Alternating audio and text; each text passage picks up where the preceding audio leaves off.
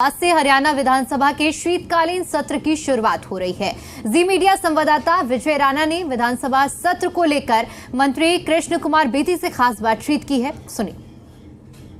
कई मुद्दों को लेकर तैयारी की गई है विपक्ष की ओर से और हमारे साथ इस समय कैबिनेट मंत्री कृष्ण बेदी भी मौजूद हैं। जिन मुद्दों को लेकर विपक्ष ने तैयारी की है उसको लेकर सरकार की क्या रणनीति है सर? कई मुद्दों को लेकर विपक्ष तैयार है हंगामा करने के लिए, चाहे वो खाद का मुद्दा हो या किसानों की एमएसपी का मुद्दा हो, मुआवजे का मुद्दा, कई मुद्दों को लेकर तैयारी की माध्यम से एक बात पूछना चाहता हूँ, विपक्ष है कहाँ? किसको विपक्ष मान रहे हैं? आज 100 महीने के बाद भी कांग्रेस 37 विधायकों में से एक नेता, ऐसी मुद्दा विहीन कांग्रेस, ऐसी नेतृत्व विहीन कांग्रेस, और ऊपर से बयान क्या दे रहे हैं, महाराष्ट्र चुनाव के बाद हम नेता प्रतिपक्ष का चुनाव करेंगे। तो ऐसी कमजोर विपक्ष का कौन से मुद्दे उठाएगी वो? किसके मुद्दे उठाएगी? और 15 साल में 10 साल में जो मुद्दे उठाए हैं, कोई जनता ने उनको सीरियस लिया? यदि कहीं पे कोई, ना तो मैं आपके माध्यम से कहना चाहता हूँ, ना तो कहीं खाद की कमी है, ना किसी और चीज़ की कमी है। यदि मुद्दा उठाने के लिए कांग्रेस उठाए तो उठाए, तो कोई सीरियस कांग्रेस को लेने के लिए तैयार नहीं है। और आज पर्याप्त मात्रा में किसान को खाद उपलब्ध है। ट्रांसपोर्टेशन में थोड़ी बहुत ही पीछे दिक्कत आई थी, वो भी हमारे माननीय मुख्यमंत्री जी ने और हमारे प्रशासन के अधिकारियों ने और केंद्र के नेतृत्व ने और केंद्र के अधिकारियों ने उसको पूरा करने का काम किया। और मैं किसानों को आपके माध्यम से कहना चाहता हूँ, किसी को भयभीत होने की जरूरत नहीं है। और किसान बनती कार्रवाई जो लोग ब्लैक करना चाहते थे या कुछ और प्रकार का काम करना चाहते थे, उनको भी सख्ती से हमने निपटने का काम किया।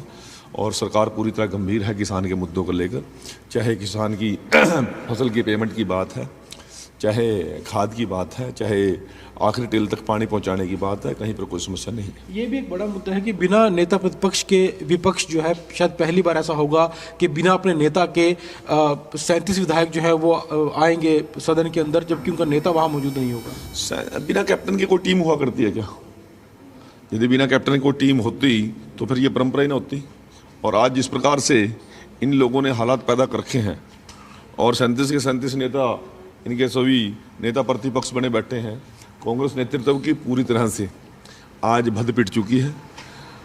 ऐसा कमज़ोर और लाचार बेबस नेतृत्व आज तक हमने कहीं नहीं देखा, और ये हमारे लिए भी पहली बात है और ये डेमोक्रेसी के लिए कोई अच्छा संकेत नहीं है। एक विधेयक भी लाया जाएगा जिस तरह से कच्चे कर्मचारियों को नौकरी की गारंटी सरकार की ओर से दी गई थी, घोषणा पहले की गई थी, आज वो विधेयक भी लाया जाएगा, यानी आज से जो कानूनी तौर पर योजना भी शुरू हो जाएगी। आज महामहिम राज्यपाल महोदय के अभिभाषण के साथ हमारे कंटिन्यूस जो सदन चल रहा है उसकी शुरुआत होगी, औपचारिकता के साथ शुरुआत हो जाएगी। और उस अभिभाषण के अंदर हमारे आगामी 5 साल का रोड मैप और पिछले 10 साल के किए हुए कार्य उसमें हमें नजर आएंगे।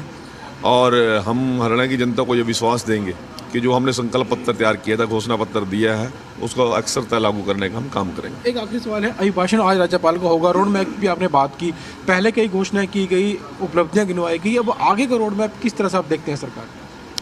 आगे का रोड मैप भी हमने जो संकल्प पत्र के अंदर जो बातें रखी है उनको सबको करेंगे। एक एक विषय को लेकर हम गंभीर हैं, हमारा केंद्रीय नेतृत्व गंभीर है, हमारे माननीय मुख्यमंत्री नायब सिंह सैनी जी गंभीर है, और पूरा मंत्रिमंडल और पूरा विधायक दल हमारा गंभीर है। शुक्रिया सर।